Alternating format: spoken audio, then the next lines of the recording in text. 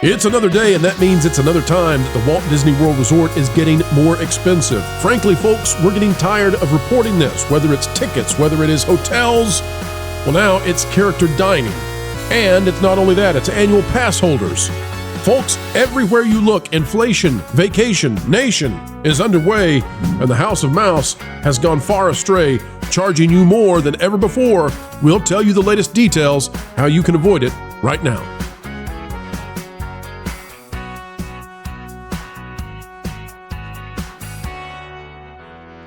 Disney World is getting more expensive. I know, it's hard to believe they're still doing it, but audiences, potential customers, future guests have got at some point to say no. This out of Deadline by Tom Tapp. Walt Disney World hikes annual pass prices. Here's what it says. 2 weeks after Disneyland released new rates for tickets and annual passes, the Magic Kingdom has followed suit. Walt Disney World today announced pricing for its 4-tier annual pass program effective immediately. The average increase across the tiers is 6.25%. For comparison, the Consumer Price Index rose 2.5% in the year period ending in August 2024. That's according to the Bureau of Labor Statistics. The CPI's rate of increase is expected to fall further in 2025. Now, I will tell you that I posted on my Patreon the other day that Disney is in a death spiral.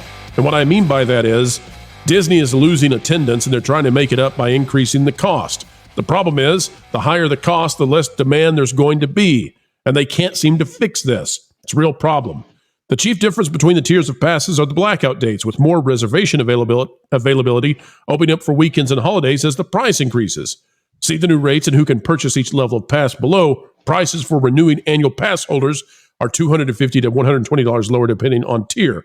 And you can see that the Disney Incredipass is now more than $1,500 per guest if you want to have the Incredipass. The rest of these passes are basically for Florida residents or DVC members. So for average Joe and Jane, for average Jose and Maria, you're going to be paying $1,500 for that pass. That's a lot of money. But it gets worse. And Ron, I want to hear your thoughts on this.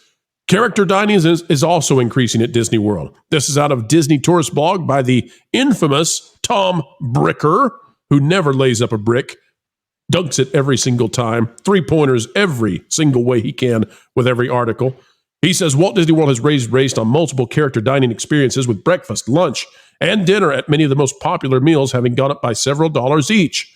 This offers a rundown of before and after pricing, plus our commentary about the dubious decision to raise rates as ADR demand drops. Glad to see that Tom is on board with us. Let's take a look at this. A buffet with characters featuring Winnie the Pooh and friends at the Crystal Palace went from $48 to $52 for adults, $30 to $33 for children. Likewise, lunch and dinner had a major increase, $61 to $62 for adults, $40 to $42 for adults. Cinderella's Royal Table went from $42 to $45 for children, $69 to $74 for adults. That's breakfast. For lunch and dinner, $84 to $88 for adults, $49 to $52 for kids. We could keep going, folks. This is basically across the board. We could go through all of these character meet and greets. You know what I'm going to say? I didn't mean to pull this up. The Beast here is looking a little rough. Let's get his eye color the same. That's bizarre. Oof. Wow. Yeah, he's a rough beast these days. You need to go back to being the prince. You turned into one at the end of the movie. Stay that way. Marvin, what are you going to say? I hear you down there. A thing to remember in conversations like this is what Disney means when they say a child. To Disney, a child is ages 3 to 9.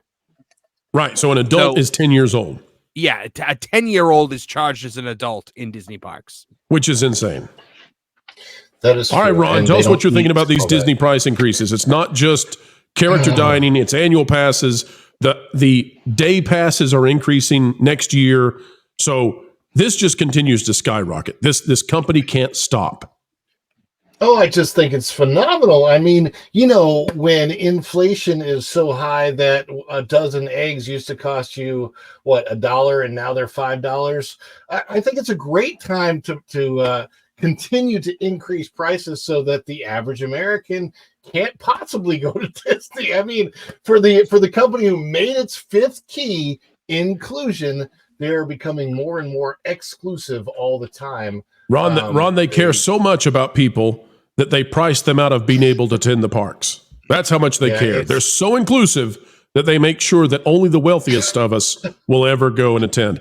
They're outstripping historic inflation rates. Now, anybody on the panel is free to weigh in. I don't want to stop anybody, but we've had historic inflation, and Disney World is outpacing that by triple. Mm-hmm.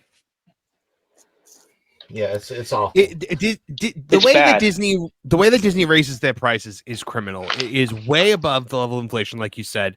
It is gouging. It is an attempt to basically drive the lower middle class to just regular middle class at this point out of rotation for vacations. I'll tell you a real quick story for you guys. I went on a date one time with a girl, and I knew that she worked at Disney. I'm proud of you, Marvin. I'm glad to hear that. Thank you. Well, we sat down to eat. I said, so what do you do for Disney? And she goes, oh, well, I'm part of the team that goes over financials every year and then decides how much we're going to increase the price. And that was our one and only date. When the check came, I know somebody who does that. Are we talking about the same person? I don't know. But when the check came, I was kind of like, I almost wanted to be like, I think we're going to go Dutch because, the cost of my Disney annual pass went up this year. You should have said, well, this is on you because you did this to me. Bro, I was just checking up on Universal for Florida residents. They give you so many discounts. It's like the best thing to do is whatever. But this is bad. I mean, even in this economy, you can't afford it. I can't afford that. Basically, it's to like you said, they don't want people there anymore. I don't. At this point, if you make $400,000 annual, if that's your household income, they'll take you. They'll plop you right on in. Kevin, your thoughts on the situation with Disney World getting more and more expensive? Are you planning to go to the House of Mouse anytime soon? Well, so in my real world life, I work. Are you saying this is not real, Kevin? It's all imaginary. We're like the children of Scarlet Witch now. Right. We're not We're real. all the children of Wanda Maxwell. You're going to tell me we're all just pictures on a screen to somebody. We all exist in a little snow globe in a child's room. All right, Mr. Pixels, tell us what you got. Tell us about the real world. What's it like out there?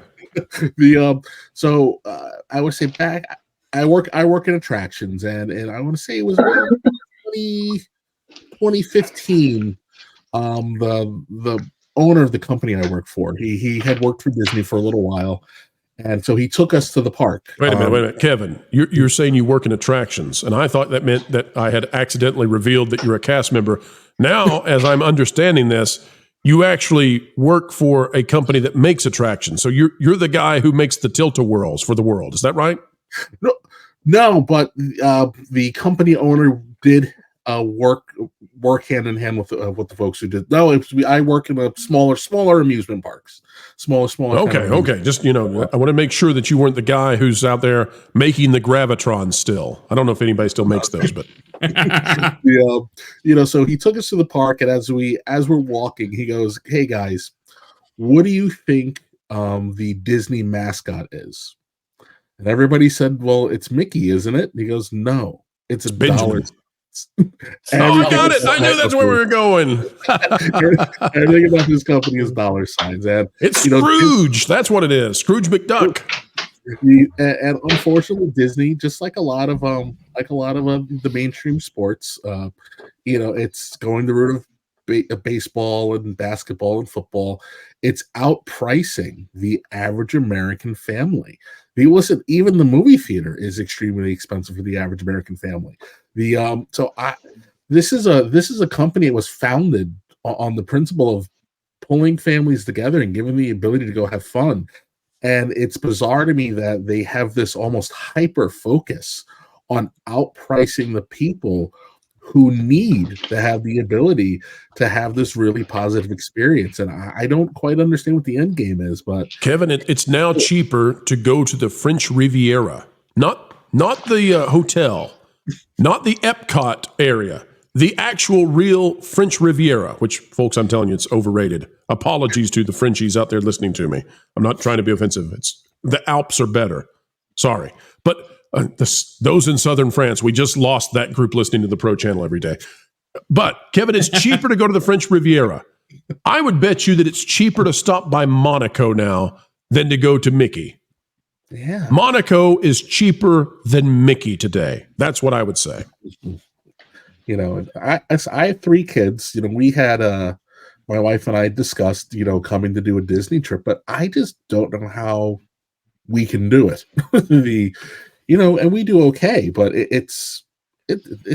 we're knocking on soul crushing, you know, for yeah, well, you know, building Gravitrons doesn't pay the Mickey bills. That's the bottom line. But I do appreciate that you still grease those panels so that the kids go flying up when the Gravitron starts spinning. For the people out there who don't know what a Gravitron are right now, they're saying, "What in the world is he talking about?" Bobatron. Just know I'm talking about. You see at the local fairs. Yeah, I'm talking about cute. a Carney death machine. That's what I'm talking about. All right.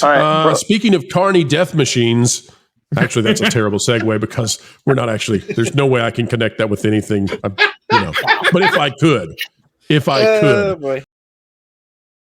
Well, wouldn't it be great? Wouldn't it be grand if I could make some sort of connection here and now with a Carney death machine? Folks, I apologize. There's no segue to that.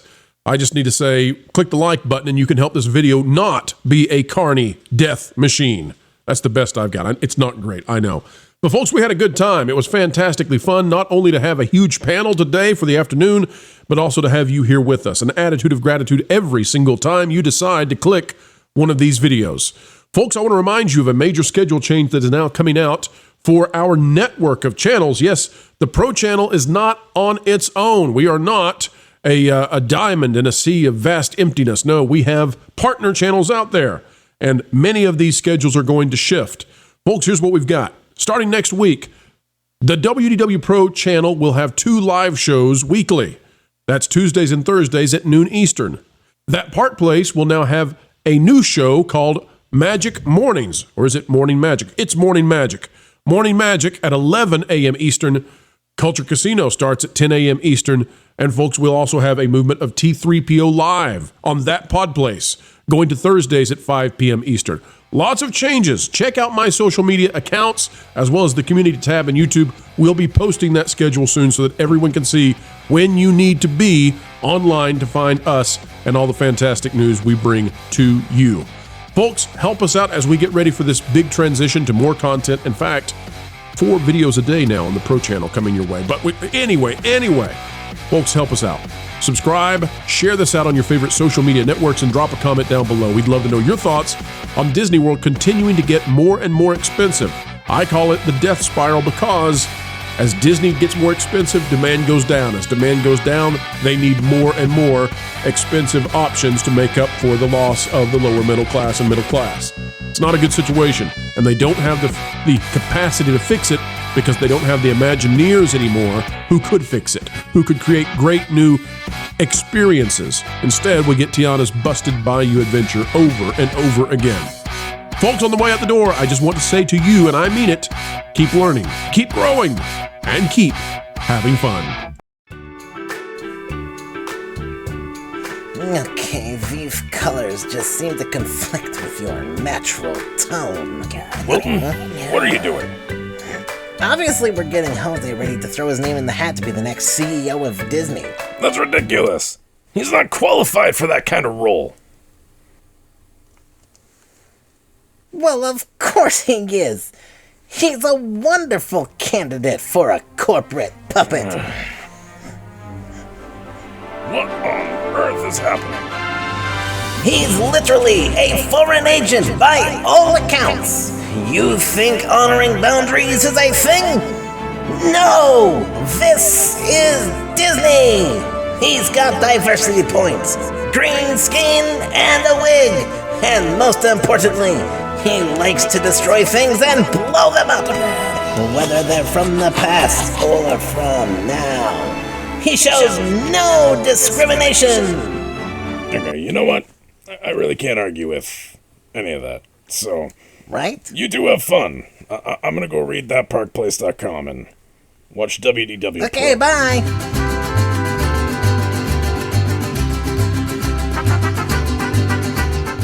Okay, Jose, say magical experiences. I already hate this.